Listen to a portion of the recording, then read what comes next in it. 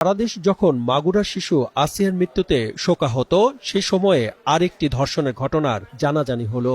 এবার ধর্ষণের শিকার হলেন 7 বছর বয়সী শিশু। সিরাজগঞ্জের রায়গঞ্জ উপজেলায় এক শিশুকে ধর্ষণের অভিযোগে থানায় মামলা দায়ের করা হয়েছে।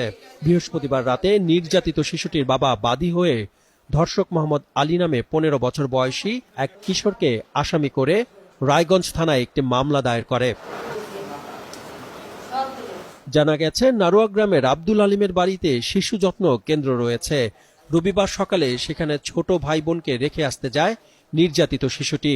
এ সময় আব্দুল আলিমের ছেলে মোহাম্মদ আলী শিশুটিকে কৌশলে নিজ ঘরে ডেকে নিয়ে শারীরিকভাবে নির্যাতন করে।